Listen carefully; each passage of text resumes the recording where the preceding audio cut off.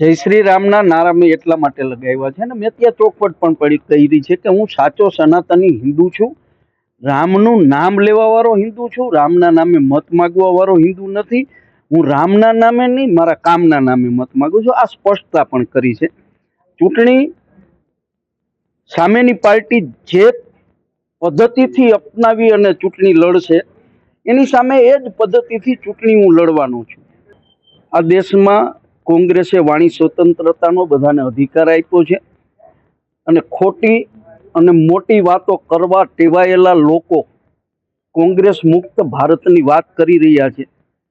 આ પોરબંદર લોકસભા વિસ્તારમાં અમારા 2 કોંગ્રેસના ધારાસભ્યો ચૂંટણી પહેલા થોડા સમય પહેલા ગયા છે, છતાંય કાર્યકર્તા સ્વયંભૂ રીતે વિશાળ સંખ્યાની અંદર મારા ફોર્મ ભરતી વખતે હાજર રહ્યા. એ જ કોંગ્રેસની તાકાત બતાવે છે. ભાજપ અને કોંગ્રેસ અને આમ આદમી પાર્ટી ગુજરાતની 26 બેઠક ઉપર 52 લોકો ફોર્મ ભરવાના છે. એ દરેક લોકોની મિલકતના આંકડાઓ લોકોની સામે આવવાના છે, મીડિયા ઉજાગર કરવાનું છે.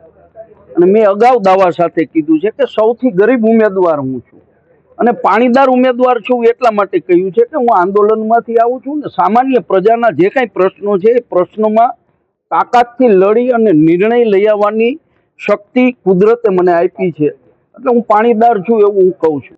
આ વિસ્તારની અંદર ક્ષત્રિય સમાજ, કાઠી સમાજ, ખાટ રજપૂત સમાજ, મૈયા દરબાર, આ બધા થઈને 1,56,000 જેટલા મતદારો છે. એનું સ્ટેન્ડ નક્કી છે. જો રૂપાલાજીને બદલવામાં નહીં આવે તો એ ભાજપની વિરુદ્ધમાં મતદાન કરવાના છે અને એ પ્રમાણે થાય તો પોરબંદર લોકસભા બેઠક ઉપર મને ઘણો ફાયદો થશે. પોરબંદર વિસ્તારના ઘણા અણઉકેલ પ્રશ્નો છે. ભાજપની સભામાં ભાજપના ઉમેદવારની સામે પૂર્વ સાંસદે પણ કહ્યું કે આ અમુક પ્રશ્નો મારાથી નથી ઉકેલાણા. એ તમે મીડિયાના મિત્રોએ પણ બતાવ્યું છે. એ પ્રશ્નો ઉકેલવા માટે હું મનસુખભાઈને વિનંતી કરું છું. એટલે ઘણા બધા અણઉકેલ પ્રશ્નો છે. એ પ્રશ્નો ઉકેલવા માટે હું ચૂંટાઈશ તો તાકાતથી સરકારમાં રજૂઆત કરીશ અને પ્રશ્નોનો નિકાલ લઈ આવવા માટેનો પ્રયત્ન કરીશ. ચૂંટણીમાં દર વખતે જેમ કરતા હોય એવી જ રીતના લોકોનો સંપર્ક, હર ઘરનો સંપર્ક, રેલીઓ, સભા સરઘસ, બાઇક રેલીઓ, વિવિધ પ્રકારના પ્રચારના માધ્યમો, ટેમ્પલેટ, પત્રિકાઓ, સોશિયલ મીડિયા વગેરે માધ્યમોથી જે રીતના આખા ભારતમાં પ્રચાર થાય છે એ વિવિધ ટેકનોલોજીથી, બધી જ ટેકનોલોજી જે અહીંયા શક્ય હશે એમનો ઉપયોગ કરી અને અમે પ્રચાર કરશું. ફોર્મ ભરતી વેળાએ અમારા આરાધ્ય પુરુષ જે મહાત્મા ગાંધી છે એ એમની કીર્તિ મંદિરે અમે માથું ટેકવી અને એમના આશીર્વાદ લીધા. ત્યારબાદ શ્રીનાથજીની હવેલી છે ત્યાં આશીર્વાદ લીધા.